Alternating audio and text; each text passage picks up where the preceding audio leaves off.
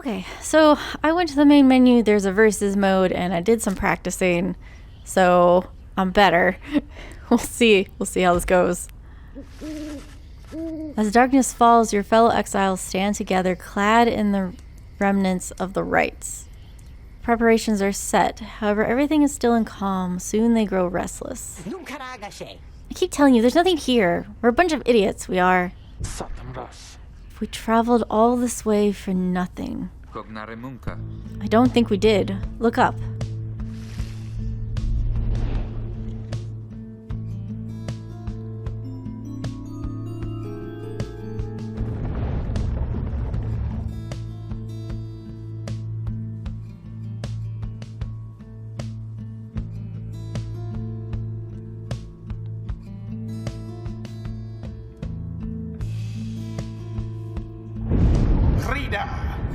The stars align at last. You reach the Ridge of Goal at the appointed time, and your triumvirate is ready. Your adversaries in the Rites this eve shall Look at the mountain. The accusers. Whosever pyre yet burns once the other is extinguished shall step closer to freedom. Now let the rites commence.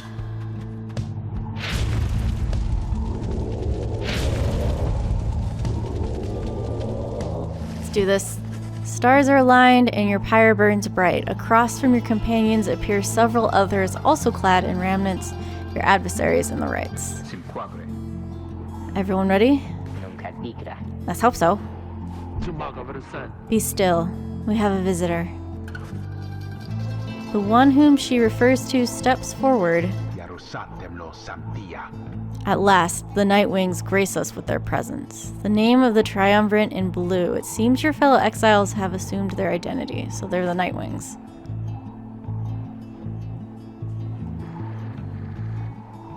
I see that the reports of your demise have been exaggerated after all. Even I was beginning to think you were gone for good. Nobody moves, save for the man robed in gold who unfastens his mask. Surprised to see Lendl again? He's the apparent leader of the exile triumvirate you encountered at the Ridge of Gold. I trust you remember my face, though you must have assumed never to see it again after last time. Never had I come so close to freedom only for you to dash my hopes. Now I and the accusers shall repay that affront. The exile triumvirate clad in gold, their leader harbors ill will for something he thinks you did. Is he talking to me? I thought he was talking to them. He shoves his mask back on and takes position with his comrades.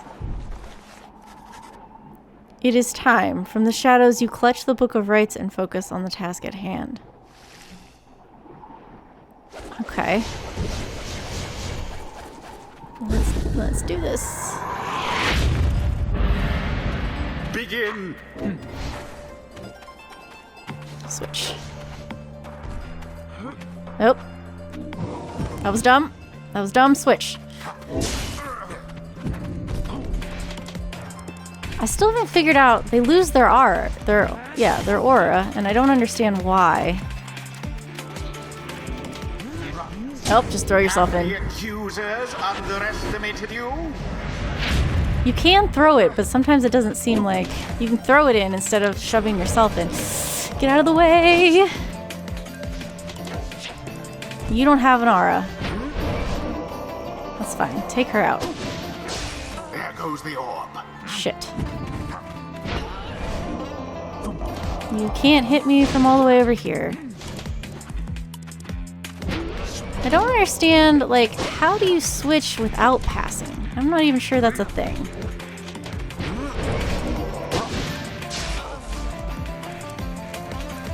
You aren't paying attention.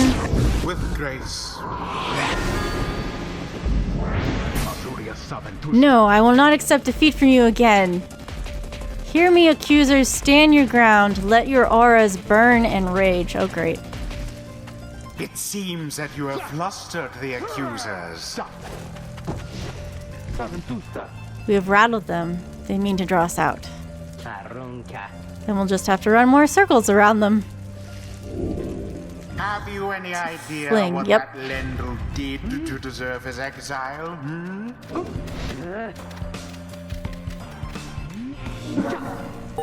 A daring display. That wasn't hard. Flinging the orb into the flames like that. You elude banishment using such tricks. A weak attempt, and yet it hit the mark. I didn't need to throw it hard. Yes, please gather around the pyre. I can get that. I almost pity what transpired there. No.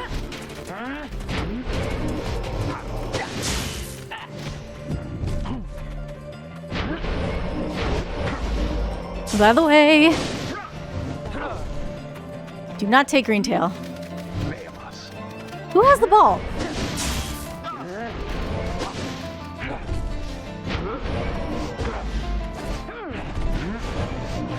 Nope, nope, nope, nope. Who has the ball? No one seems to have it right now. Yeah, he's enjoying this.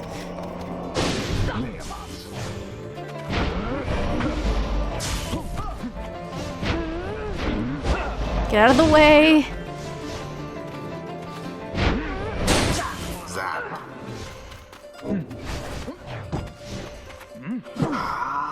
Foiled. I got it. Somehow. I'm not sure how, but I got it. Now to the flame. Oh no, don't you dare.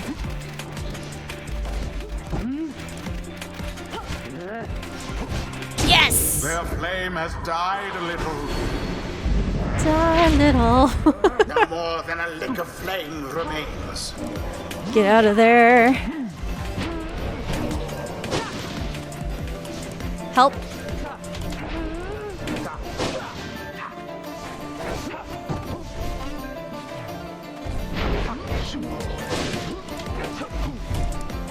The orb's unclaimed again. Shit.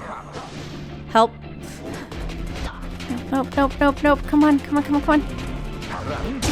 Alas. Damn it. I mean, that was the first hit they've done, so...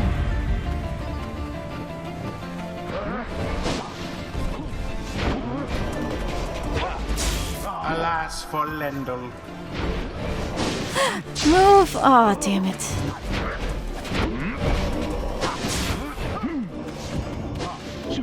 Pass.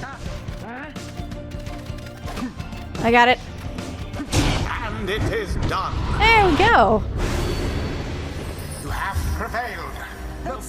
Rejoice then in your single fleeting victory. Hey, let me enjoy this. Your deceit may have earned you a hollow victory, but know this.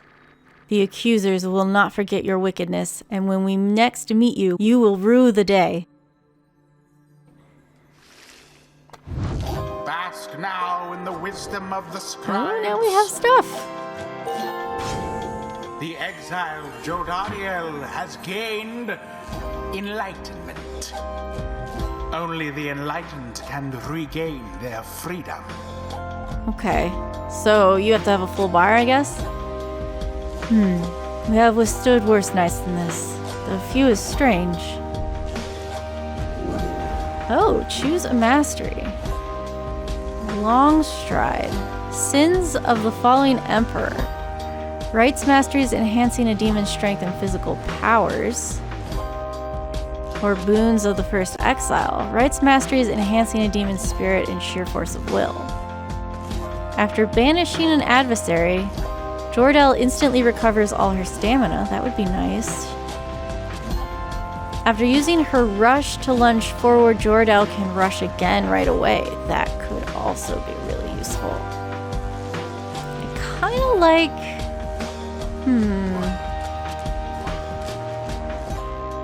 Where do these lead to? When landing from a jump, which I didn't do anything of, Jordell briefly stuns nearby enemies, making them drop the orb. For 7 seconds after saluting her adversaries, Jordell deals an additional 10 to the adversaries pile. Nice. To salute during the rite. Jordel can banish adversaries by flinging the orb into them. Oh, that would be nice. Jordel permanently gains +4 presence, raising the size of her aura. Ooh. That increases her glory, which affects damage dealt to the Pyre. Any adversaries banished by Jordel take a 30% longer to return. I'm going down this path. The demon scribe bestows his favor. So your enlightenment just got bigger? That's all that happened? Okay.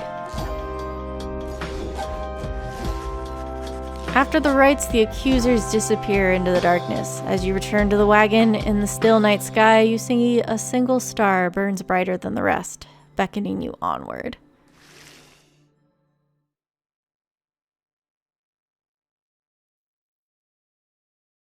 You know, I wasn't sure how I was going to feel about this, but I'm liking it.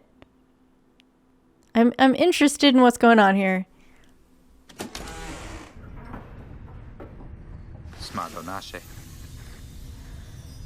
Well, my friends, what can I say? The rites are real and we are in. The Getting Out of Here Club. Next up on the agenda, keep chasing stars until we're free. Until we are free. Until we are free. Here, sounds fine. Might as well be us instead of Lendl back there.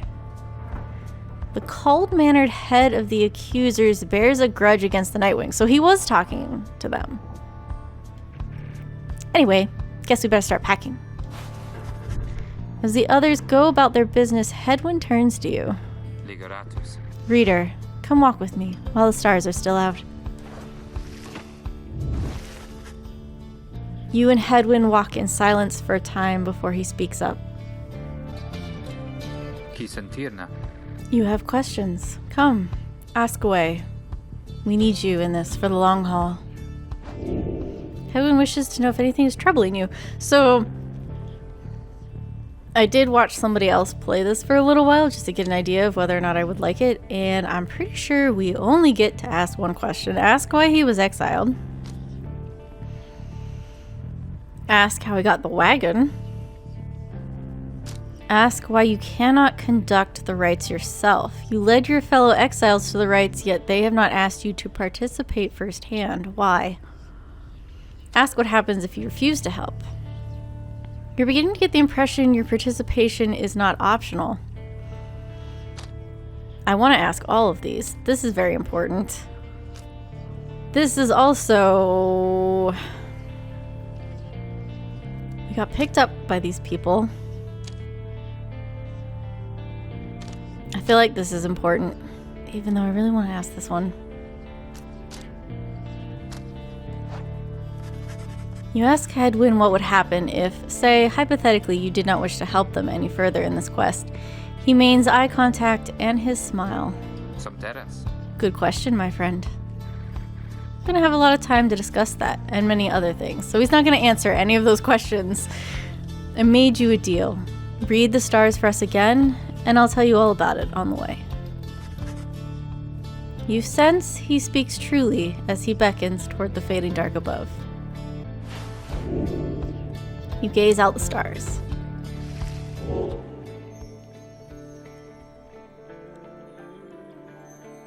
Okay. Where are we going now?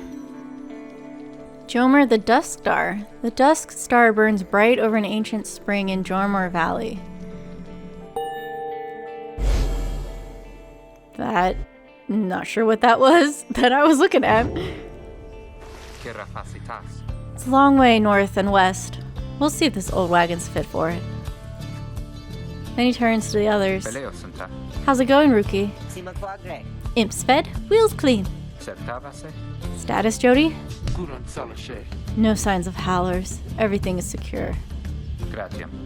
Good. Then get some rest. We're headed to the Spring of Jormor. At dawn, we're off. According to the stars... Okay, the next rite will commence here. I wanted you to tell me about it. But apparently it's a spring. Ooh, I can talk to people. Psst. Yes, you again? I just talked to you, didn't I? Find Rookie rummaging in the corner of the back wagon. Hey, chum. You know what? It's good having somebody else around besides those two. So, come to think of it, there's something I wanted to get your take on. And you have to promise to tell me honestly. Would you say... What I mean is, He hesitates, trying to find the words. Look, what I'm trying to say is, you sense something serious is troubling him. He moves in very close, making sure no one else is in earshot. It's about my mustache. What's wrong with your mustache? I've been getting some conflicting reports about it. Would you say my mustache, that it makes me look a bit, you know, unscrupulous? Rookie wishes to know if you think his mustache suits him. Say it looks perfectly fine. It's very handsome, and if anything, it gives him a distinguished sort of look. Say he might be better off without it. Something about it makes him appear less trustworthy and perhaps less youthful too. His appearance is not your concern, nor is it a drawn-out discussion on personal grooming. It looks perfectly fine. You suggest that Rookie's mustache looks perfectly fine. He grins wide at you. I couldn't agree more, chum. I knew straight away you were a real judge of character. Anyway, gotta go check the wheels again for mites. See you around. He bounds off out of the wagon. Rookie gained +1 hope. Oh. Nice, so he won't be banished. I love using him because he's super fast. So if we had told him to get rid of the mustache, he would have gotten something else, I assume. This is cool. I like this. I don't think we got a new book or a new page. We just have the 3. And we know what our roster is. Yeah, this is cute. I'm liking this. Let's continue onward. Jomar Valley. I pronounced it as a Y. Rookie knows this mountain pass through to an arid region further north. I do love this. I love this so much. The animation is wonderful. Jomar Valley.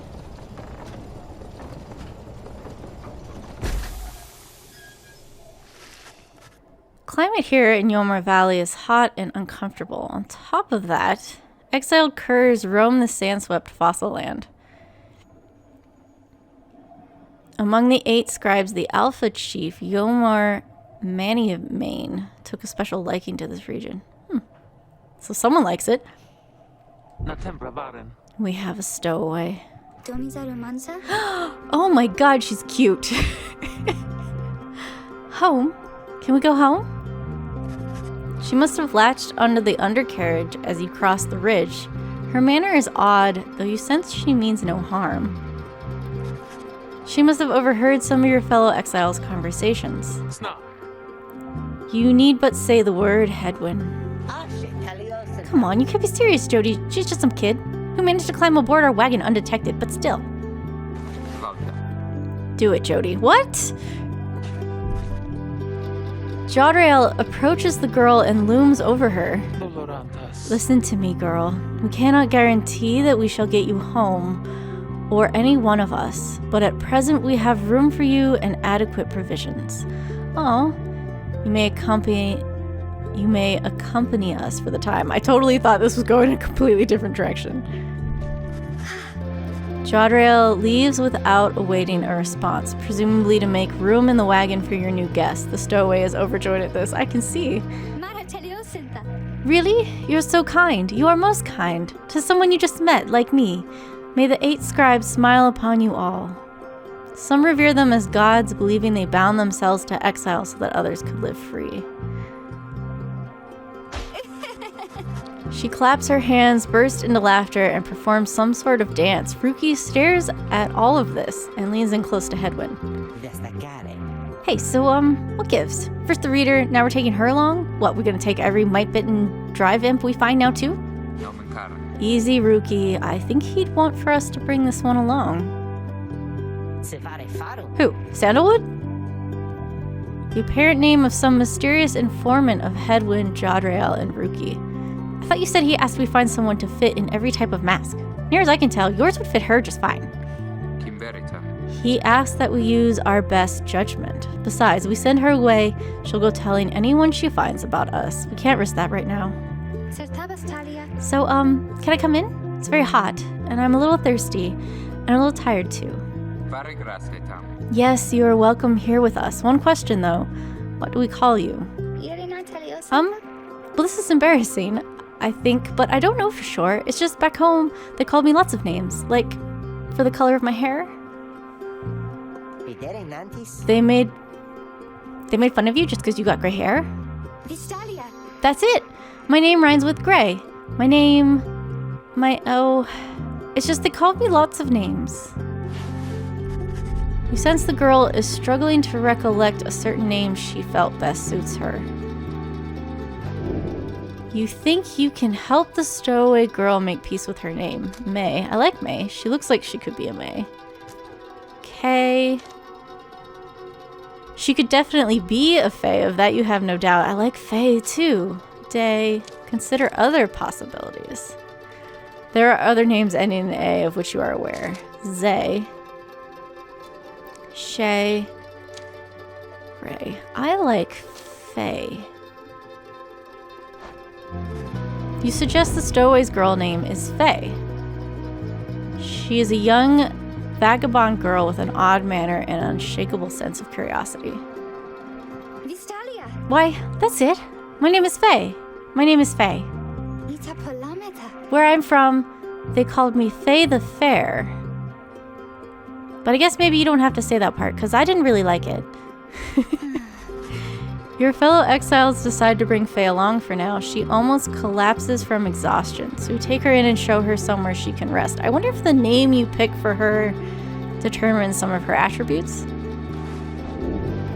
Faye joined the group. She is tired but excited. Welcome her aboard.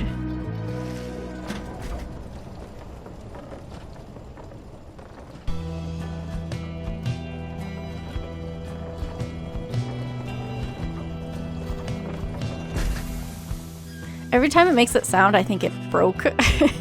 The back wagon arrives in a somewhat peaceful stretch of Yomer Valley. Your companies wish to hole up here for the night to give Faye and all of you time to rest. Consider your options again, but we're gonna go in here. Huh? Hey, can I talk to you? Faye seems to be recovering well since you found her. She seems fascinated by everything and everyone in the wagon. Oh, hi, reader. You're the one who knew my name. You guessed it right, you did. Thank you for your hospitality. I've been eating with the imps and talking to the wagon. This wagon, he and I are the same age, almost to the very day, but I am older by 3 weeks, so I'm giving him a hard time. Little brother, I call him. He is a good wagon, isn't he? He will take us very, very far. My little brother, sure, he pulls at my hair sometimes, and I don't like it very much, but he is family. I am happy to be here with my family. I thought I'd lost them all again. I thought I had lost them all. Oh, but we have stopped now, haven't we? Then I should go outside to dance, in case the scribes are watching. Bye, reader! Smiling back at you, she prances out the door. Oh my goodness. Oh, she doesn't count. Darn it, I wanted to read her thing. I think that's it. I kind of want to go up to the attic, but it says that we probably can't. Alright. Consider options. Having pitched camp with your companions for once, it seems you have some quiet time to spare. Your fellow exiles are taking a moment to unwind. Jodriel motions for you to join them.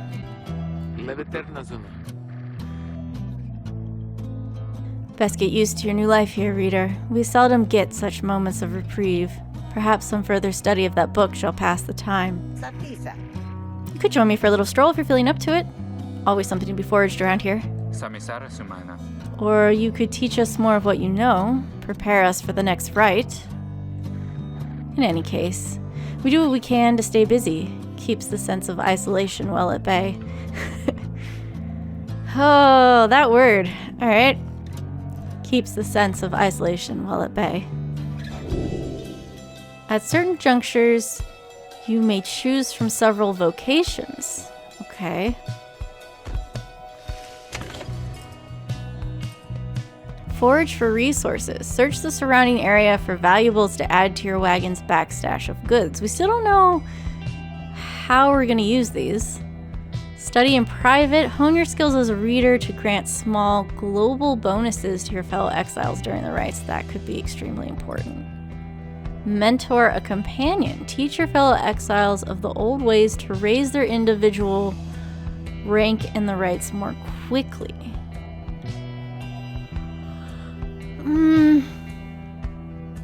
Interesting. This is globally, which I think I would prefer, although I would love to get...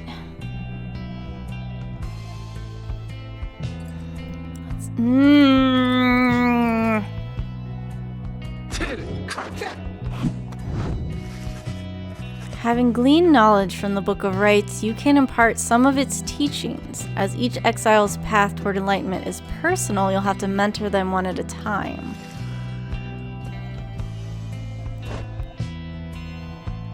But I could maybe unlock some powers, which is what I was hoping. Can I back out of this now that I chose it? No, it doesn't appear so. Well, you made the first suggestion. Press L1 to switch, yeah. Sure, friend. I appreciate the offer. Where to begin? You illustrate to Hedwyn some of the intricacies of the rites, focusing on how all three in a triumvirate can move and act as of one mind. You sense he grasps some of the concepts. Whoa! I think I'm getting to understand something of all this, my friend. He bumped up! Hedwyn gains 50% more stamina, letting him jump and sprint more often. That would be great. Hedwyn and his allies regenerate stamina twice as quickly as usual, so he helps everybody else out. While bearing the orb, Hedwyn and his abilities move with and pass the orb more quickly. That would be great. Hedwyn and his allies. Hedwyn and his allies may instantly return banished allies by moving to where they fell. Hedwyn and his allies cause banished adversaries to remain banished for 2 seconds longer. I like that he boosts everybody else.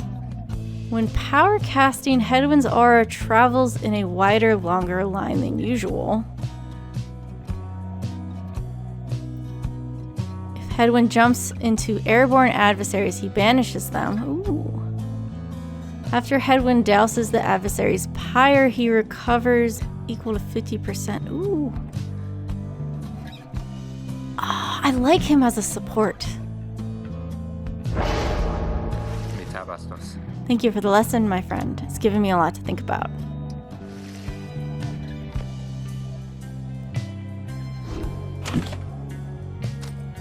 So...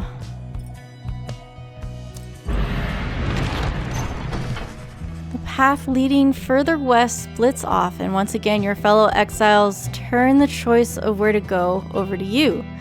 Faye seems less enthusiastic for whichever route you choose. She doesn't want to go? Glue Hive? The north route across the Yommer Valley passes the remains of the Hive Titan. Faye believes those who travel this path shall be as strong as Goal of the 8 Scribes. The south route across the Yommer Valley is riddled with barren rock and bone. Faye believes those who travel this path shall be as swift as Yommer of the 8 Scribes. Ooh. So this one's strong. This is swift. I'm favoring speed here in these games.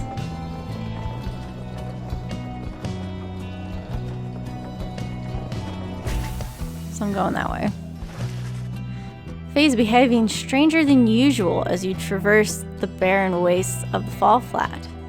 The south route across the Yomar Valley is riddled with barren rock and bone. Even the wild curs of the valley would avoid the oppressive heat of this place. This is the path that Yomar Manimane ran across so many times. Can you not feel his presence? Him and all his friends, here in the sand and in the air and all about. At first you pay little heed, the later you observe your fellow exiles seem to have more of a lightness in their step. Perhaps it was the previous day's rest that did everyone good. Your companions gain +1 quickness for the next rite. That's what I was hoping for.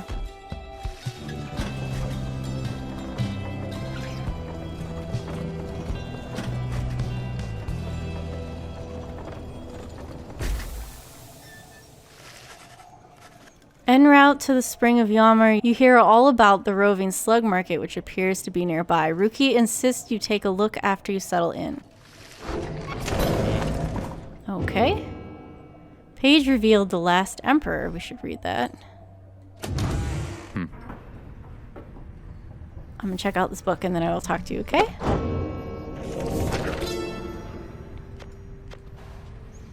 The last emperor, the words of Gol-Galathan, the master general. How many nations did I scour in the name of Solemur? How many countries fell before our spears and blades? Such questions mattered less to me with every passing victory. Our legions swelled across the land and our dominion grew. The emperor, Solemur, paid all this little heed. He only tended to his personal affairs. Our legions relished the autonomy. We did not know that the emperor cared nothing for his legions nor his people. He cared only for that which was before him. One day he learned of such a thing as to benefit his name and vowed to seek it out. Okay. Not sure what to make of that, but okay. Seems to have something on his mind. Hegwood motions for you to join him. You sense there's something weighing on him. My friend, you asked before about what were to happen should you refuse to be of further help to us. I thought we better talk about that more, so we do get an answer. Look, this is the downside. You don't come here by choice, but in a way you're freer now than ever. So the truth is, if you don't want to help us, I can't make you. Not even Jody can make you. You're free to go at any time. But if you were to leave, you would be on your own, and so would we. If we're following a path right now, then we would lose it and be lost. But I expect the path we're on is going to put a strain on us from time to time. We'll be tempted to give up on all of this and on one another. I think you know where I stand. I intend to see this through, but I can't make you do it, nor can I make Jody or Ruki. It is a choice we'll have to keep on making as we go. Anyway, I'll leave you to it. Thanks for hearing me out. He walks away, leaving you to consider what he said. I have so many other questions. I hope we get a chance to... I hope that I didn't lose the chance to ask him what he was here for. We read the book. Ruki is taking a nap. Yeah, I wanted to see... So we did personal training with him. And he's now farther ahead than Jodradel. I'm going to say her name wrong for forever, which is crazy. I did not expect personal training to bump them up that high.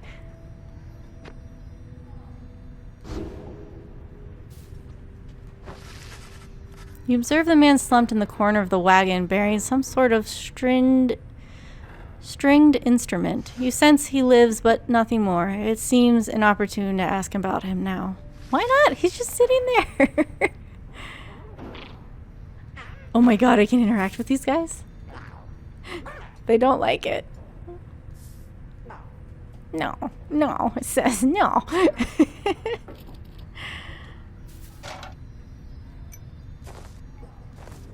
Jodradel is reading the book, except she's not here to be reading it. You observe the ladder leading to the locked enclosure above the cabin. The wagon's centrifuge must be up there. Its drive imps stare down at you with big wet eyes, so I can't climb up there. Alright.